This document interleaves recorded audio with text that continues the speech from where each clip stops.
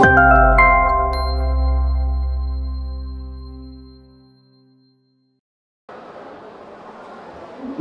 min akhlaqil mu'min at-tamalluku illa fi talabil ilmi. Tidak boleh tamaluk itu dalam hidup kecuali dalam menuntut ilmu. Itu Bapak Ibu tentang pendidikan kita. Kemudian bagaimana para itu tetap dengan komitmen Syekh Ibrahim Musa.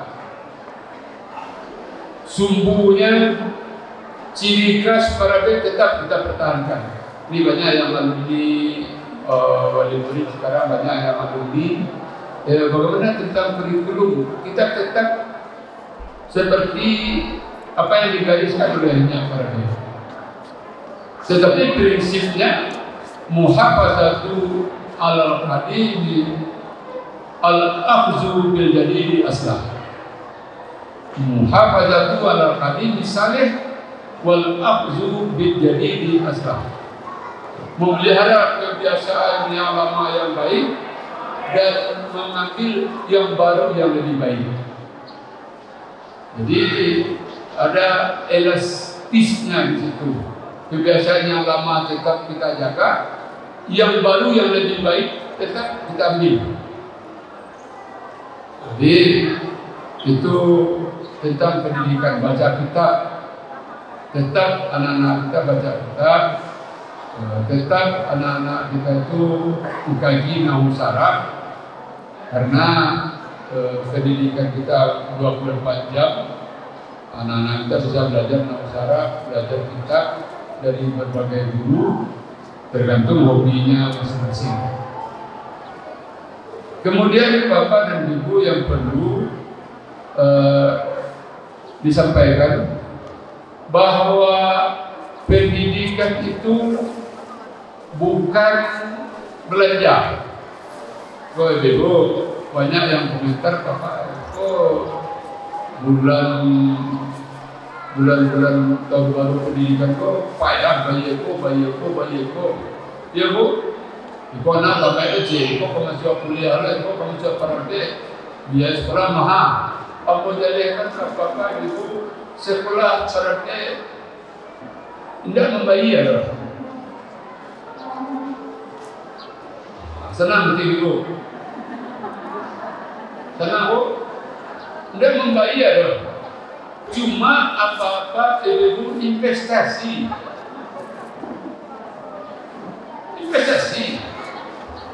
Kalau bayar itu beli bakso habis, beli nasi goreng habis, itu belanja. Pendidikan tidak belanja. Dibayar sekarang sekian itu tidak belanja, itu investasi.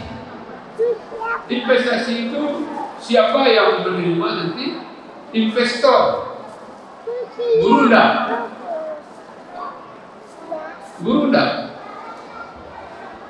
Tadi bos alumni partai yang dokter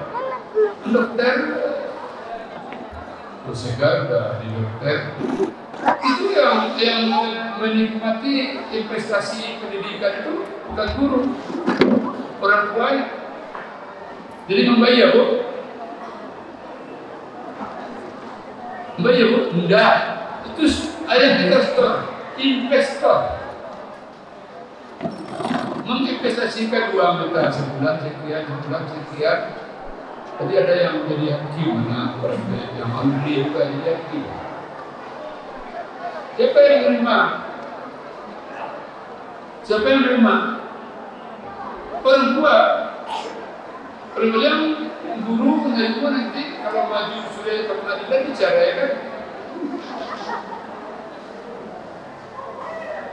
Itu benar-benar. Jadi usaha anak kita siapa yang menerima? Orang tuanya. Ini perlu Bapak Ibu. Pendidikan bukan bayar. Beli buku bukan bayar, itu investasi. Selalu saya sampaikan Bapak Ibu di saat penerimaan santri itu ada orang tua meninggal, anaknya yang mentalkinkan dia. Anaknya duduk mentalkinkan dia, baca surat Yasin mentalkinkan, baru meninggal ditutup matanya. Anaknya berdoa untuk mata anak, doa Rasulullah. Minha khalaqnakum wa fiha nu'idukum, itu doa diajarkan juga. Allahumma fir li abi warfa' darajatahu minal mahdiin. Bismillah wala bilati Rasulillah. Doa apa oleh anak kita? Dia tutupkan mata ayahnya dengan doa. Dia memandikan ayahnya dengan penuh kasih sayang. Tidak satu pun air yang jatuh itu yang kuat. Anak mereka diajarkan mandikan orang tua, tidak boleh dituang. Ditata itu jangan sampai jatuh orang tuanya sakit, nanti dia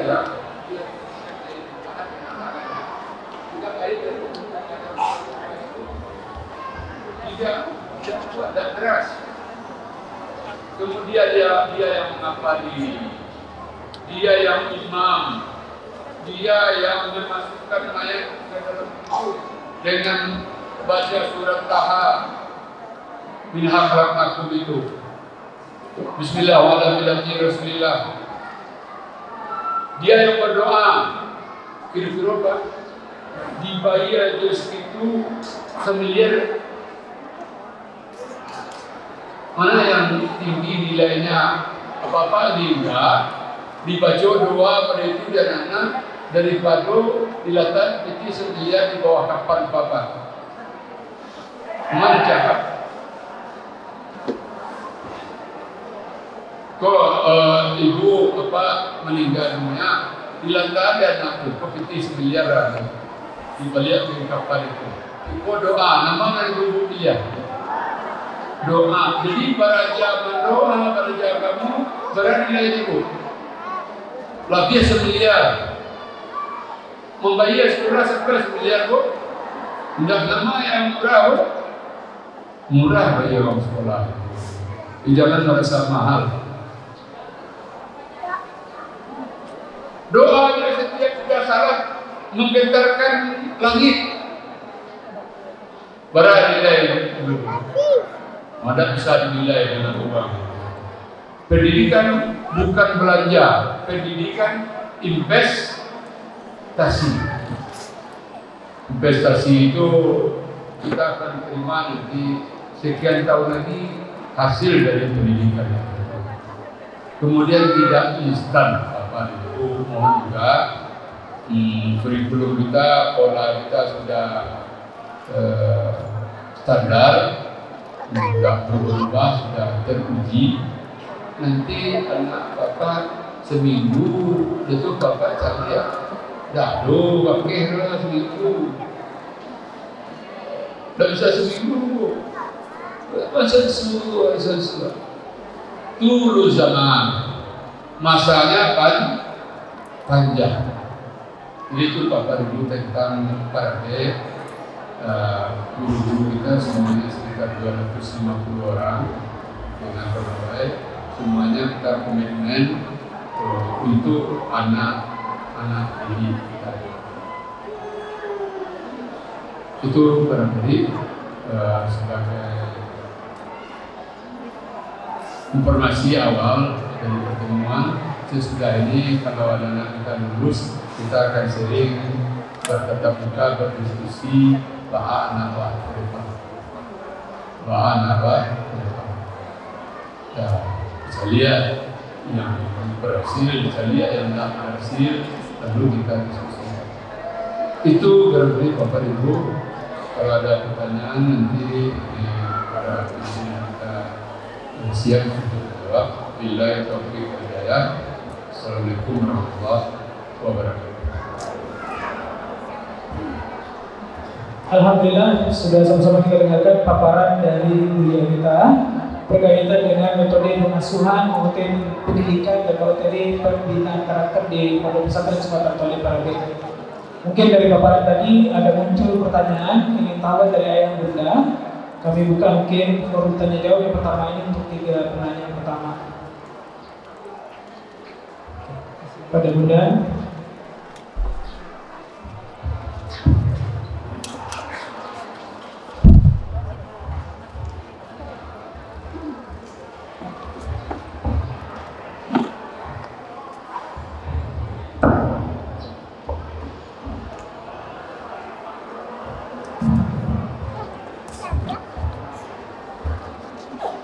Silakan Bunda bila berdiri ke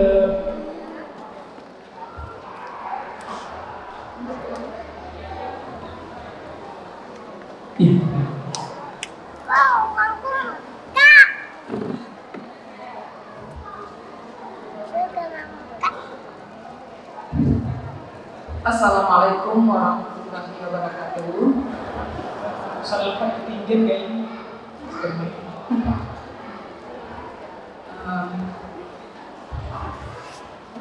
Terima kasih atas waktu yang telah diberikan kepada saya.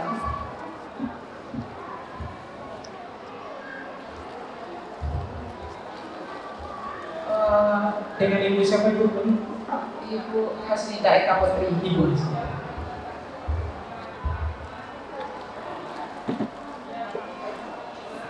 Jadi Ustaz, tadi saya perhatikan barangkali saya mohon maaf terlebih dahulu kalau saya agak lancang. Saya perhatikan juga tadi nampaknya antara anak laki dan anak perempuan ini belajarnya bercampur gitu. Nah, pertanyaan saya, bagaimana Ustadz atau Ustazah menanamkan pendidikan kepada anak tadi supaya mereka tidak, kalau zaman sekarang tidak saling iri gitu.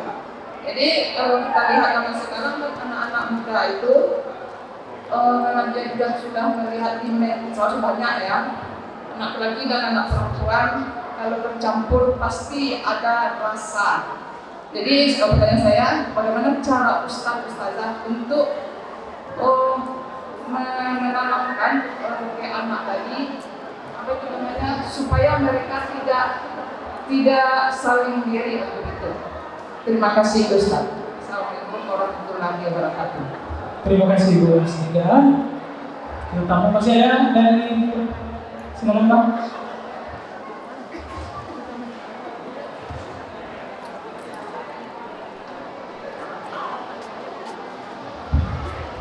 Bismillahirrahmanirrahim. Assalamualaikum warahmatullahi wabarakatuh.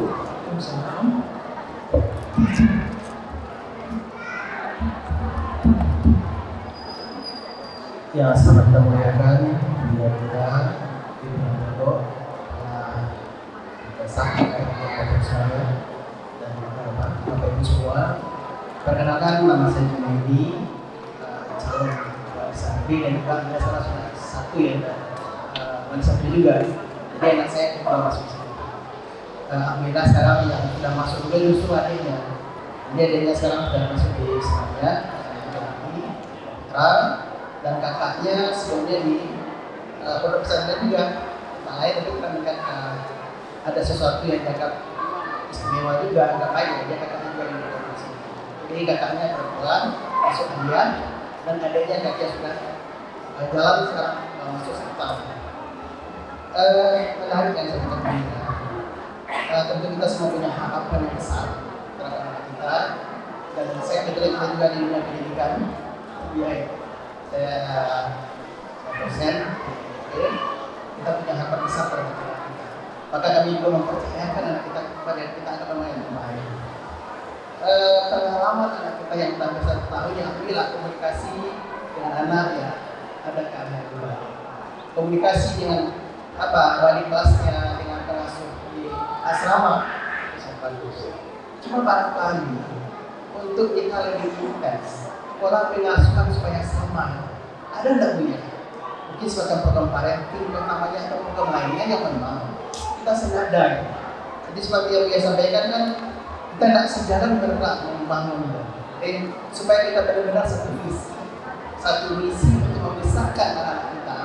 Barangkali mungkin mohon arahan dan penjelasan ya seperti apa kebersamaan ini yang memang kita cita-citakan untuk yang terbaik bagi kita. barangkali begitu ya. Apakah nanti ada program-program dalam sekolah? Sampai sekarang yang saya tahu di asalnya belum jalan ya. Sekarang kan sudah masuk semester kedua gitu ya. Nah, kita tentu kalau memang ada, apakah sekali setahun minimal misalnya, ya ada komunikasi yang intens juga antara orang tua dengan pengelola atau terima kasih. Assalamualaikum warahmatullahi wabarakatuh. Maaf dengan Bapak itu tadi? Junaidi Pak Junaidi. Terima kasih. Pertanyaan terakhir untuk sesi pertama, Ibu yang belakang mungkin dulu.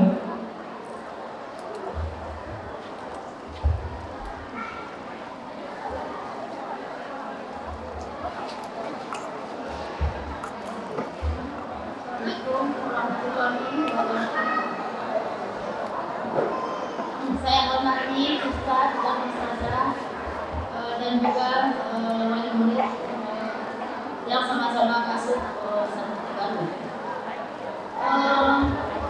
Yang pertama akan saya sampaikan Ustaz, Ustazah, anak saya sudah 3 orang di sini, dan yang pertama sudah kelas 6, yang kedua kelas 10, yang ketiga kelas 1 aliyah. Jadi yang saya tanyakan di sini, kemarin anak saya yang nomor 2 katanya mau pindah. Jadi saya tanyakan apa alasan sampai pindah. Ternyata saya hubungi ustazahnya, banyak faktor bunda. Ada apa ya Ustazah? Anak-anak kita banyak yang pindah, anak-anak kita ada yang kos. Jadi saya terkejut Ustazah, kok ada yang kos? Memang kami tidak menginginkan anak ini kos. Soalnya nanti memasak lagi, pokoknya kurang beres kalau kos Ustazah. Jadi bagaimana solusinya supaya anak-anak kita ini betah dia di asrama? Jangan sampai ada yang kos. Apalagi nanti anak-anak ini kalau kos, pasti yang dia mau minta bawa kendaraan lagi. Jadi itu saja yang saya sampaikan Ustazah. Dengan saya sudahi dengan wabillahi taufiq wal hidayah. Assalamualaikum warahmatullahi wabarakatuh. Maaf dengan Ibu tadi? Ibu Desri.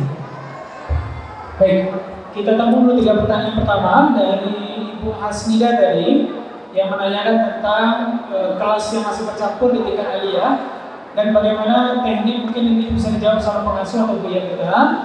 Apa sih teknik yang bisa kita terapkan sehingga anak-anak kita tidak lost control antara pergaulan antara laki-laki dan perempuan yang begitu ya. Kemudian dari Pak Yudi tadi menyatakan bahwa beliau sudah punya santri anak juga yang sudah mondok di sini. Kemudian ada kakaknya dari pondok lain yang dipindahkan juga ke sini. Dan menanyakan mungkin apakah kita di pondok punya program untuk penyamaan pola asuh antara orang tua dengan pondok supaya antara komunikasi antara orang tua dengan pondok terjalin dengan baik dan pola pengasuhnya juga bisa disamakan. Yang terakhir dari Ibu Desi tadi menyatakan bahwa ada mendapatkan info bahwa anaknya minta pindah sekolah karena ada anak kita yang ngekos. Mungkin bisa jawab bersama pengasuh kita, Ustazaki, atau ditambahkan itu oleh dia.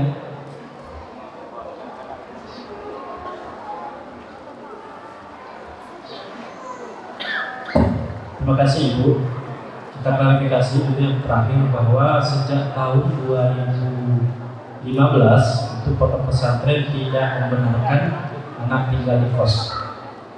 Jadi kalau ada anak yang tidak tinggal di asrama kemungkinannya cuma 2. Yang pertama tinggal bersama orang tua atau diizinkan oleh madrasah yaitu Ustazah Novi atau Ustazah Novi ya, ketika masyarakat sekitar membutuhkan muadzin dan imam. Jadi kalau anak awak sedang tukang sapu muadzin nanti kami tidak izinkan.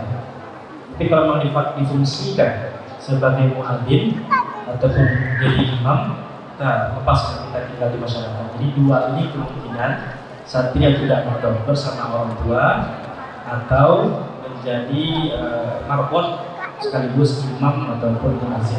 Itu jumlahnya tidak sedikit. Dan ketat itu seleksinya. Ada seleksi kelayakan bacaan oleh kesiswaan, kemudian attitude sikapnya selama di asrama seperti apa, kemudian diterbitkan izin dari madrasah atau asrama tinggal bersama masyarakat. Untuk tinggal di kos, sejauh pantauan kita tidak kita temukan santri kita yang tinggal di kos. Atau kalau memang ada, bisa jadi ada yang berbohong, orang tuanya ngaku kita bersama saya ada, tapi ternyata nanti orang tuanya kita di Jakarta ada di kos. Ini pernah terjadi seperti itu. Kita tidak tinggal diam, kita langsung prosedur. Memang anak kita yang punya masalah dengan kesulitan untuk beradaptasi itu memang biasa tidak pindah. Tapi kalau treatment kita sama, kita agak sedikit kare doa anak, dan itu lagu bunda sembilan abang yang kayak kawan bunda itu bunda tiba di pekan baru kemarin. Karena sembilan dari temannya kebiasaan terjadi di awal-awal. Tapi kalau sudah berlarut berarti ada komunikasi yang perlu kita lancarkan. Sehingga sebelum terjadi kita bisa deteksi apa kesulitan anak kita tinggal di asrama, apakah memang temannya yang cocok atau rutinitasnya yang berat atau memang ada faktor lainnya yang memang harus kita deteksi. Itu yang bisa kita jawab mengenai santri tinggal di luar. Untuk bagaimana itu tadi trik kita di lapangan di segi lokal terutama bagaimana kalau santri yang kita punya itu memang berbau dengan suatu lokal. Pada kenyataannya setelah lepas dari pondok pun itu para pelajar ketika di kampus-kampus juga akan bertemu dengan laki-laki dan perempuan. Jadi tidak dalam persoalan memisahnya, tapi bagaimana kita menanamkan. Kalau Buya akan mengajar tasawuf. Jadi dalam pelajaran di aliyah di tasawuf itu ada pelajaran afatul qulub, penyakit hati. Karena sahabat yang melihat fakalamun, fatabasumun, famau'idun, ulang melihat, kemudian tersenyum, kemudian bicara, kemudian terjanji, kemudian bertemu. Penyakit hati afatul qulub itu dalam pelajaran tasawuf dicarikan obatnya. Anak kita disibukkan dengan kegiatan-kegiatan yang produktif sehingga angka-angka pacaran itu yang dikhawatirkan itu sangat kecil sekali produktif. Ketimbang kesadaran tidak kita butuh tapi hanya semata-mata memisahkannya saja. Ibarat ayam lapir di kandang, ibu di kampus nanti bisa kita lihat. Tetapi bagaimana guru-guru kita di aliyah itu menanamkan nilai-nilai bahwa betapapun kita dalam lokal itu berinteraksi antara bani dengan banat, putra dengan putri, supaya interaksinya interaksi yang dibenarkan. Contoh diskusi di lokal, mudakarah, muhadarah, kemudian kegiatan organisasi yang selalu dipantau ada gurunya. Kalau anak kita seperti yang pakai baju merah ini IPST, ikatan santri atau OSIS, kegiatan mereka selalu didampingi oleh pembimbing, apalagi kalau di lokal berbiasa. Jadi kami berijtihad di Parabek memisahkan putra dan putri baru di taraf sanawiyah.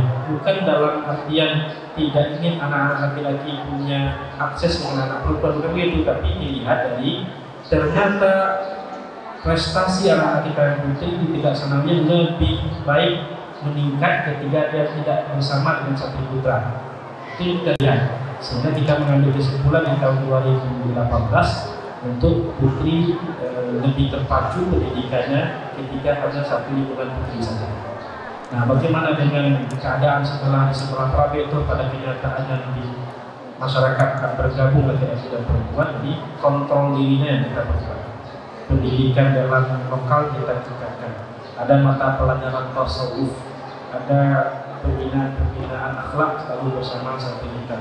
Memang tidak kita pungkiri ada yang kecolongan pacaran-pacaran itu ada, tetapi angkanya sangat sedikit ketika memang sudah berbagai macam treatment kita lakukan sehingga kita serahkan lagi kepada orang tua. Ini bahaya kalau seperti ini bisa nekat kita serahkan ke orang tua. Mungkin untuk berkaitan dengan dua pertanyaan itu bisa kita jawab. Kita mohon tambahan dari Buya ataupun Ustazah Ustazah Nurfli dan Ustazah Fitri, Ustaz Bijak atau Taufik.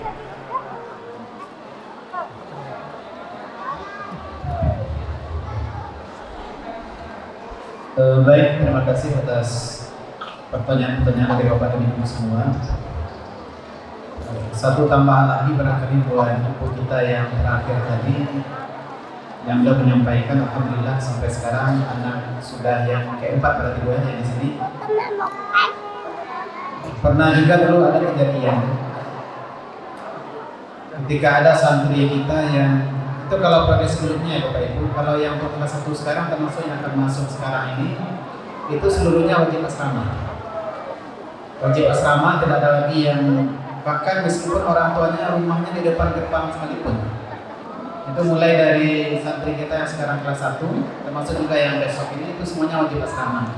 Nah kalau yang sebelum-sebelumnya, kalau kos itu sudah lama dilarang. Jadi ketika ada kita mendapati siswa yang pas, ada kemungkinan besar terjadi apa yang tadi Buya kita sampaikan. Kita belum seiring seirama ketika mendidik anak. Kenapa?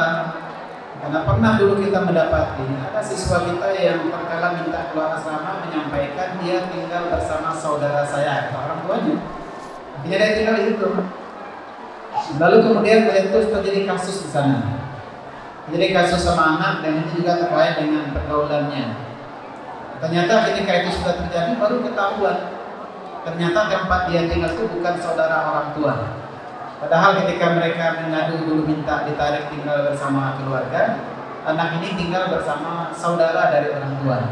Lalu kemudian terjadi persoalan baru ketahuan ternyata itu bukan saudara orang tuanya. Ini salah satu contoh. Jadi memang harapan kita dalam pendidikan kita ke depan seiringnya antara fokus dan tujuan kita bersama itu perlu kita lakukan. Mungkin kita juga merasakan ada keluhan macam-macam. Nanti mungkin karena mereka tinggal di kompleks asrama dengan beragam tipikal teman-teman, tapi tetap ketika komunikasi selalu kita jalin. Nanti biasanya antara orang tua dengan guru asramanya akan terjadi ada momen ada fasilitas WA grup, termasuk juga web pribadi yang bisa menyampaikan segala hal yang dirasakan. Dan terutama sekali kesempatan itu akan terasa lebar nanti dibuka ketika dengan wali kelasnya yang sudah di lokal mereka masing-masing. Ini terutama bapak-bapak dan ibu semua. Kemudian ada tadi bapak kita, Bapak Junaidi, itu menyampaikan, mengusulkan bagaimana kalau diadakan program-program pengasuhan, parenting dan sebagainya agar seirama antara orang tua dengan guru. Ini memang sebelum terjadi COVID dulu Pak, terakhir itu tahun 2019, itu kita memang selalu punya program namanya pengajian duha. Itu ketika penyerahan rapor mid semester anak, ketika itu biasanya orang tua kita undang. Namun sejak 2020, sejak ada COVID dan sampai hari ini memang belum kita adakan acara seperti itu lagi. Mudah-mudahan kedepannya ini bisa kita gagas dan kita adakan nanti. Terima kasih atas surat yang Bapak sampaikan.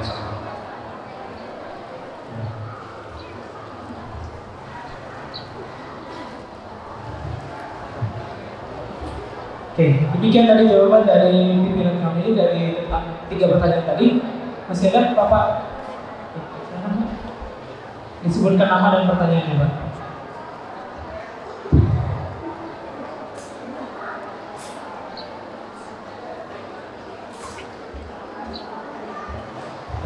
Salam Pak. Nanti hidup.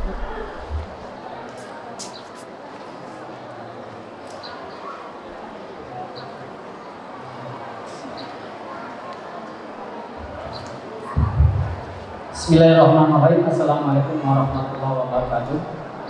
Nama saya Amas dari rombongan 8 orang dari Padang. Saya beserta keluarga sengaja ingin menghantarkan anak saya ke pondok pesantren Parabe ini karena saya yakin di Parabe ini bisa membawa anak saya menjadi ulama yang intelektual, yang kaya dan berpendidikan. Saya hanya mengharapkan diberi kelulusan anak saya dan mengharapkan doa yang dari Abuja, semoga terbukalah pintu hati anak saya untuk masuk sini. Kenapa saya katakan demikian? Karena kami rasanya sebagai orang tua ingin betul-betul menghantarkan anak menjadi ulama. Apalagi para ini ada pendidikannya masalah tasawufnya, mungkin nanti berjenjang, nanti itu ada istilah tarekat, marifat segala macamnya. Semoga membukakan itu hati anak saya dan memohonkan doa kepada Buya tadi. Mungkin sekian dari saya. Assalamualaikum warahmatullahi wabarakatuh. Waalaikumsalam warahmatullahi wabarakatuh. Terima kasih Bapak. Silakan Ibu yang baju abu-abu, setelah ini Bapaknya.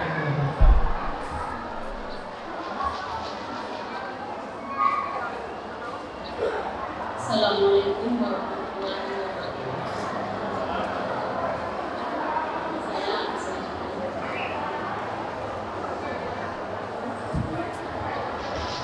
Ibu apa Mbak? Asmeti. Asmeti. Ini pertanyaan Ustaz. Masalah investasi tadi. Karena nanti jika ada kejadian atau anak-anak ini umpamanya tidak cocok dengan orang atau masalahnya sakit saja, andai kata anak kami membutuhkan ini, apakah investasi tadi atau ini tidak ada yang keluarnya? Demikian, assalamualaikum warahmatullahi wabarakatuh. Waalaikumsalam warahmatullahi wabarakatuh. Terima kasih Bu Asmeti. Silakan Bapak. Selanjutnya Bapak boleh. Selanjutnya. Langsung ke depan aja Pak. Ya.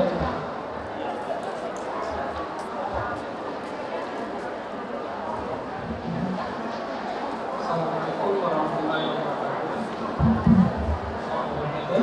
Terima kasih atas kesempatan yang diberikan. Langsung saja yang saya adalah Jipri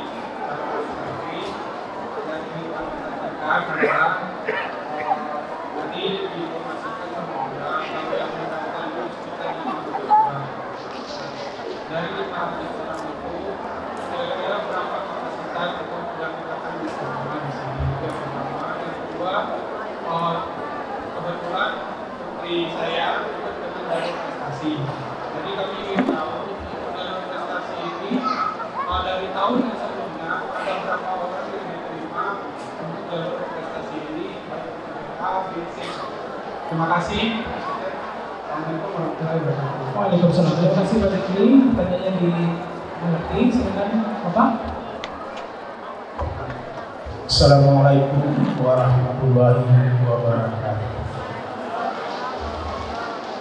Nama saya Aidil.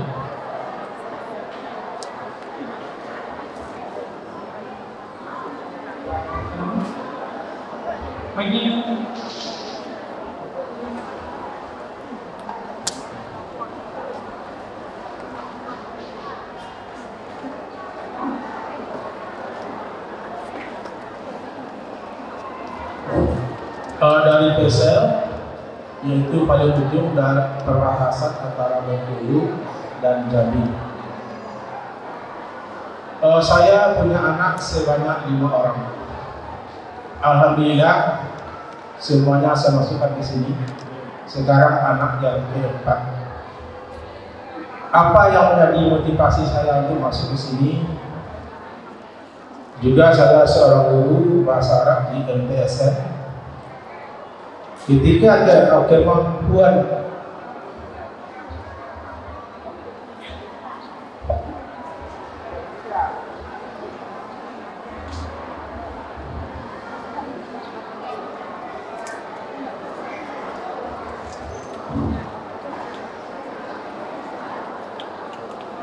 memang setelah saya perhatikan kemampuan anak itu sangat bagus. Pernah saya uji di segi bahasa Arabnya, yaitu ujian UMBM, dia mampu menyelesaikan 100%. Kemudian setelah anak saya itu tamat dari sini tingkat MTS, dia dimasukkan tingkat MTS atau Paman SD. Sering saya tanya, nak, kamu mau kemana? Apa cita-cita kamu? Waktu itu anak yang pertama dia bercita-cita ingin ke dokter, alhamdulillah tercapai. Kemudian anak yang kedua, saya tanya lagi, tamat MTS, nak kamu ingin kemana? Saya ingin sama dengan kakak. Lalu pada waktu itu saya masukkan ke SMA Cilikia.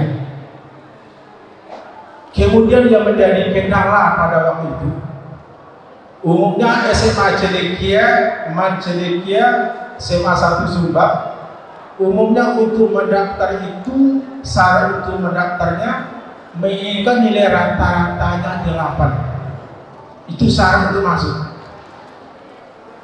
Pada itu anak saya bernama Muhammad Supri kena dengan nilai rata-rata tersebut 1. Saya usahakan untuk masuk untuk meremedi bahasa Indonesia pada waktu itu. Alhamdulillah guru memberikan suatu peluang. Saya remedi pada waktu itu. Kemudian alhamdulillah anak saya diterima di SMA Celikia. Setelah mereka sekolah sana, alhamdulillah mendapatkan ranking 1 dan kemarin mendapatkan ranking 2. Jadi saya pikir-pikir, anak-anak di sini mampu untuk bersaing. Pada waktu itu masuk anak alumni di sini SMA Herman Celikia, 2 orang diterima keduanya, juga masuk SMA 1 diterima. Tetapi yang menjadi kekurangan, yang menjadi tanda tanya bagi saya sampai sekarang, bersaing dengan sekolah-sekolah lain. Sementara sekolah-sekolah itu untuk masuk syarat aja nilainya harus 8 rata-rata. Maksud saya begini Bapak dan Ibu, kepada Bapak pimpinan, nilai anak-anak yang tamat di sini usahakanlah untuk jangan kemampuannya ada, dia mampu sebenarnya, tetapi nilainya harus jangan kalah dengan sekolah-sekolah lain. Sementara KKM sekolah lain sudah menunjukkan sekian, kita harus mampu untuk bersamakan dengan sekolah-sekolah lain. Contohnya, sekolah lain itu mampu untuk memberikan KKM nilainya 8 rata-rata setiap orang bisa masuk. Sementara sekolah anak kita di sini yang ranking di sekolah ini ranking 12 atau 14, dia itu tidak memenuhi syarat untuk diterima atau syarat untuk mendaftar di sekolah-sekolah yang tertentu. Sementara dia mampu. Jadi maksud saya naikkan nilai nilai KKM-nya atau tinggikan nilainya supaya mereka itu bisa masuk syarat masuk untuk sekolah lain. Jadi maksud saya Bapak. Jadi terima kasih sekali lagi. Jadi anak kita itu mampu sementara nilainya yang berhalang selama ini saya praktekkan. Jadi yang juga sudah terakhir saya mohon mudah-mudahan anak saya yang keempat ini diterima juga di sini. Saya mohon sekali. Demikian saja. Terima kasih banyak. Assalamualaikum warahmatullahi wabarakatuh. Waalaikumsalam warahmatullahi wabarakatuh. Kita tangkap dulu ya Bapak Ibu ya. Jadi kita ada 2 harapan dan 2 pertanyaan tadi dari orang tua kita. Yang pertama harapannya dari Bapak bahwa harapannya adalah kemudian anak-anak di sini bagaimana terbinanya akhlak dan akidahnya Pak ya, sebagai lulus sebagainya. Kemudian dari Pak Iga dari harapan juga bagaimana nilai rata-rata anak kita di sekolah Kauli Parabi itu bisa ditingkatkan dan agar bisa bersaing juga dengan sekolah-sekolah lain. Kemudian untuk pertanyaan dari yang pertama dari Mbak Sliati tadi masalah investasi seperti jika seandainya nanti terjadi kendala dalam perjalanan, ada anak kita tidak cocok apakah dengan udara, apakah dengan kondisi lain sebagainya, bagaimana nasib investasi yang tadi disampaikan saya?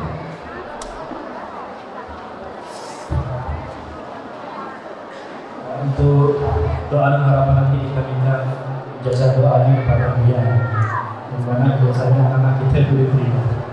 Prinsipnya Bapak dan Ibu, karena keterbatasan lokal saja.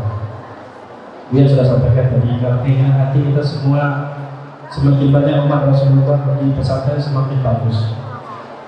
Tapi karena memang kemampuan kita, sehingga langsung dijawab saja kemampuan santri kelas 1 putra itu maksimal 224, kuotanya 224. Kalau yang putri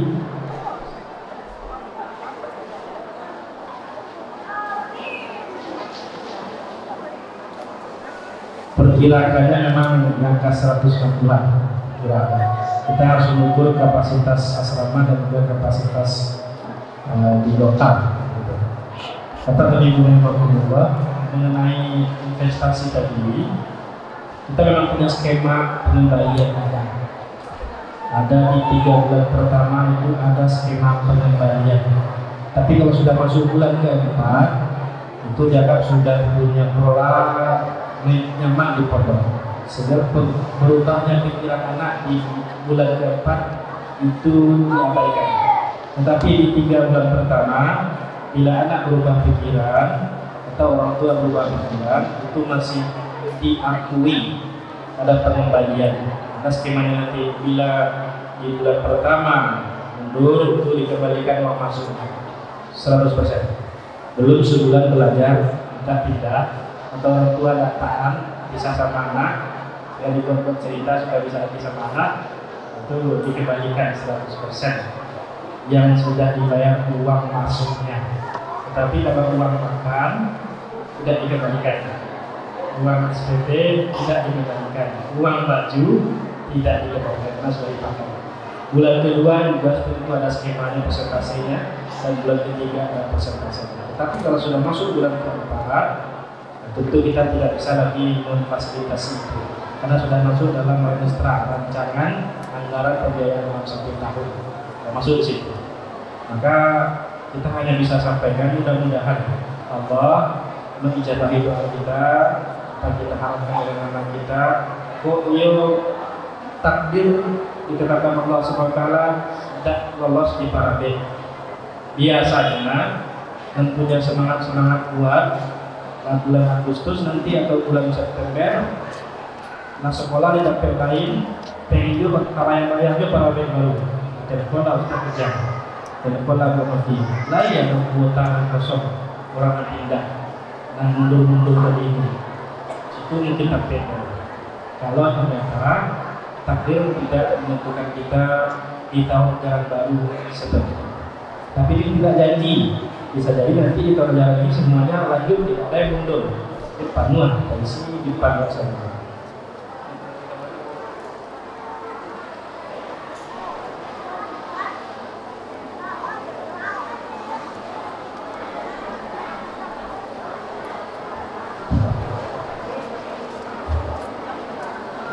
Baik Bapak Ibu, pertanyaan yang terakhir dari Bapak kita tadi dari Pesisir Selatan, usulan insyaallah selalu kita tampung Pak, karena memang salah satu dilema pendidikan kita akhir-akhir ini yang beliau ceritakan tadi, ketika sebagian sekolah, ini bukan berarti kita menganggap itu salah, enggak, tapi Bapak Ibu yang berprofesi sebagai guru mungkin sangat merasakan itu.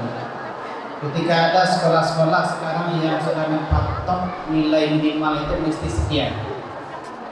Padahal kadang-kadang kita mendapati kemampuan anak masih jauh dari itu, tapi dipaksakan mesti di angka itu. Jadi memang kita merasakan itu yang bergerak di bidang ini ada dilema. Ketika dengan spontan langsung kita berikan begitu, anak kurang pilihan belajarnya. Kenapa? Karena mereka sudah yakin sekolah pasti akan tinggikan nilai saya.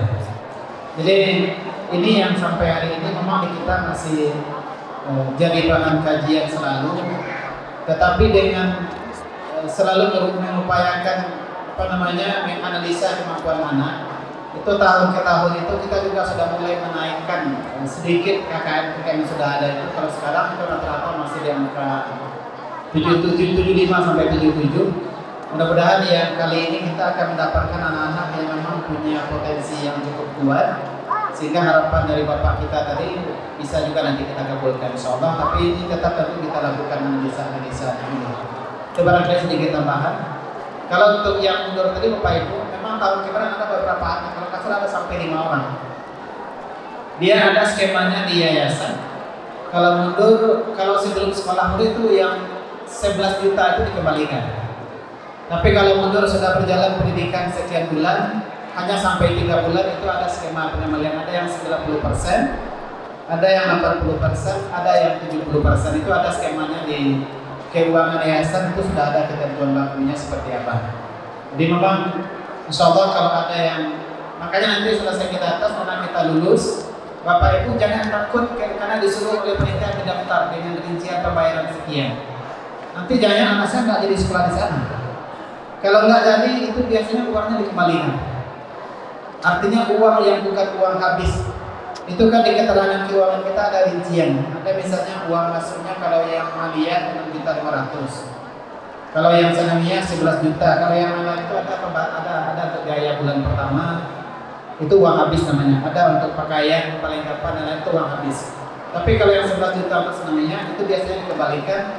Ada persentasenya dan itu hanya berlaku sampai bulan ketiga, Juli, Agustus, September. Kalau sudah masuk Oktober itu biasanya nggak berlaku lagi. Nah, itu kira-kira. Jadi kita juga tidak akan menghalangi anak kalau memang tidak beta di sini. Bahkan bukan hanya anaknya, sampai yang sudah mereka bayarkan pun nanti akan dikembalikan. Tapi ada skemanya, bukan langsung dikembalikan semua seperti harapan atau yang terbayang dalam pikiran kita. Kita kembalikan ke saudara. Terima kasih Ustaz Zaki. Jadi demikian tadi penyampaiannya. Kemudian karena kita lihat anak-anak kita sudah mulai selesai ujiannya, maka kita sampaikan saja untuk informasi terakhir penutup di pertemuan kita pada hari ini. Jadi ayah bunda, setelah hari ini kita laksanakan seleksi penerimaan santri baru, baik melalui semua jalur. Untuk sanawiyah ada 5 jalur yang kita ikuti. Ada jalur umum, reguler ya, kemudian ada jalur prestasi akademik, jalur tahfiz, jalur parabe, dan mampu. Nah, jadi semuanya itu nanti akan kita setelah seleksi ini, besok kita akan mengadakan pleno rapat kelulusan bersama pimpinan dan yayasan. Kita akan ranking dulu anak-anak semuanya berdasarkan dengan hasil ujian yang mereka dapatkan. Dan yang menjadi titik penerimaan kita adalah, titik penerimaan selama ini adalah nilai bacaan Al-Quran mereka. Untuk penerimaan utama adalah yang kita terimakan, kita tentukan adalah dari nilai bacaan Al-Quran mereka. Kefasihan mereka dalam membaca Al-Quran itu menjadi nilai utama untuk penerimaan. Kemudian untuk jalur prestasi, baik prestasi akademik ataupun tahfiz, itu adalah tes yang kita tambahkan untuk mendapatkan fasilitas beasiswa uang masuk. Nah, itu sejauh saya mulai. Jadi penentu kelulusan utama adalah kefasihan dalam membaca Al-Quran. Kemudian tes potensi akademik hanya digunakan untuk mengukur potensi akademik anak kita dan untuk mengukur kapasitas penentuan kuota beasiswa yang kita tentukan.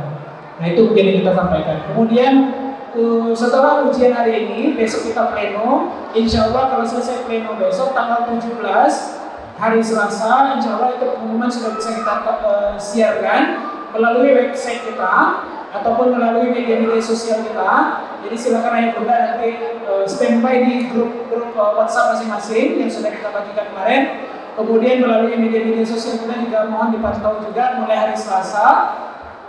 Karena nanti pendaftaran ulang kita mulai dari tanggal pengumuman sampai 7 hari setelahnya. Jadi kita berikan waktu kepada ayah bunda yang sudah dinyatakan anaknya lulus diterima di Sumatera atau di Parabe dengan kriteria tertentu nanti. Bagi ayah bunda yang masuk jalur reguler, pilihannya cuma ada 2 kemungkinan, diterima atau cadangan. Diterima atau cadangan untuk jalur umum reguler. Kemudian untuk prestasi akan ada beberapa kriteria. Apakah ayah bunda lulusnya di grade A, berarti dapat beasiswa 100% uang masuk ya bunda ya. 100% uang masuk, bukan 100% semuanya. Jadi yang dibeasiswakan adalah uang masuk yang 11 juta. Uang SPP, uang makan, uang perlengkapan asrama itu tetap bayar. Nah, yang kita beasiswa itu adalah uang masuk yang 11 juta. Kemudian untuk jalur prestasi, jalur tahfiz juga seperti itu. Akan ada kriterianya A, B, C, tergantung dengan jumlah hafalan yang tobit yang setelah diateskan nanti di ruang ujian tadi. Yang 4 juz ke atas itu dapat 100%, yang di 3 juz dapat 70%, kemudian ada 50% untuk yang 2 juz. Nah, seperti itu. Nah, pemotongan persentasenya itu juga tidak dari yang 11 juta tadi, bukan dari 14 juta sekian-sekiannya. Jadi uang baju, uang makan, uang SPP tidak kita berikan diskon, tidak kita berikan beasiswa. Yang kita berikan beasiswa adalah uang masuk yang 11 juta saja. Nah, seperti itu. Kemudian untuk jalur parkir, jalur berlaku juga kita informasikan nanti semua keuangan ini kita bagikan melalui WA, nanti bisa dibaca-baca juga kembali. Dan harapan kita adalah standby-nya ya bunda dalam informasi kita ini adalah dari tanggal 17 sampai tanggal 21 ya bunda ya. Dari tanggal 17 sampai 26 Januari itu kesempatan ayah bunda untuk melakukan pendaftaran ulang. Kalau ayah bunda sudah yakin untuk ikut bergabung dengan Sumatera atau Parabe, silakan nanti ikuti skema pembayaran. Untuk yang jalur reguler, jalur umum, yang membayarnya 14.345.000 itu kita bagi 2 tahap pembayaran. Di tahap pembayaran pertama itu ketika pendaftaran ulang dari tanggal 17 sampai tanggal 26 Januari itu total nominal pembayarannya adalah 11.045.000. Sisanya nanti akan dibayarkan pada bulan Juli ketika sudah masuk sekolah. Gitu ya, gitu ya. Jadi untuk yang pertama, untuk yang jalur reguler yang bayarnya penuh 14 juta sekian. Untuk tahapan pertama pembayarannya adalah 11.045.000 dibayarkan di tanggal 17 sampai tanggal 26 Januari ini. Nah, jika ayah bunda tidak melakukan pendaftaran ulang pada tanggal tersebut, maka VA atau virtual account yang kita serahkan kepada ayah bunda nanti per tanggal 26 Januari jam 23.59 itu akan dinyatakan hangus. Maka ayah bunda tidak akan bisa lagi melakukan transfer di tanggal 27-nya. Dengan arti kata ayah bunda yang sudah anak ini dinyatakan lulus, arti kata mengundurkan diri dari seleksi kita ini. Maka kita akan naikkan daftar cadangan untuk melakukan pendaftaran ulang di waktu selanjutnya yang kita informasikan melalui informasi-informasi tertentu. Nah itu mungkin. Kemudian untuk ayah bunda yang nanti dinyatakan lulus melalui jalur beasiswa, baik itu prestasi akademik atau tahfiz, tidak ada skema pembayaran ayah bunda ya, karena sudah diberikan potongan uang ucuk, maka semuanya nominal yang ditagihkan itu adalah sebagai nominal terendah yang harus dilunasi melalui virtual account. Perlu kita jelaskan juga, virtual account kita dengan cara minimalnya adalah ada minimum payment, jadi minimal pembayaran. Kalau ayah bunda melakukan transfer kurang dari dana yang kita mintakan, maka dia tidak akan masuk, otomatis transfernya akan gagal. Jadi jangan menyatakan, saya sudah transfer kok gitu. Ya, saya sudah transfer. Atau nanti misalnya ayah bunda transfernya di atas tanggal 26. Saya sudah transfer. Maka mohon maaf tidak bisa. Pembayaran hanya terjadi, pendaftaran ulang kita lakukan pada tanggal 17 Januari sampai 26 Januari. Jadi kalau ayah bunda sudah yakin dan ingin menunggu dengan semangat oleh KB, kami mohon untuk ikut dengan skema yang sudah kita tentukan ini. Sesuai dengan pertanyaan-pertanyaan tadi, semuanya sudah terjawab bahwa jika sebelum mulai sekolah nanti ada keinginan nggak jadi Ustaz jadi parabe gitu ya, tidak jadi di parabe sebelum masuk sekolah, sebelum bulan Juli ini, maka investasi kita kembalikan kembali. Tapi setelah mulai sekolah, seperti skema yang sudah kita katakan tadi, di bulan pertama, bulan kedua, bulan ketiga ada skema-skema yang kita katakan. Itu saja mungkin ya bunda. Jadi informasi-informasi selanjutnya kita akan update terus melalui grup WhatsApp yang sudah ada atau melalui media-media sosial kita kepada ayah bunda secara langsung. Jadi mohon kerjasamanya. Kalau ada mungkin nomor WA yang terjadi pergantian dan sebagainya atau terjadi error kemarin dalam penerimaan pesan, boleh konfirmasi ke panitia kita untuk melakukan perubahan nomor teleponnya untuk informasi selanjutnya. Itu mungkin ya bunda. Karena kita sudah mulai selesai, kami dari panitia penerimaan santri baru mengucapkan banyak maaf jika terjadi kekurangan dalam pelayanan kami selama pelaksanaan ujian kali ini ataupun dari mulai dari pendaftaran kemarin.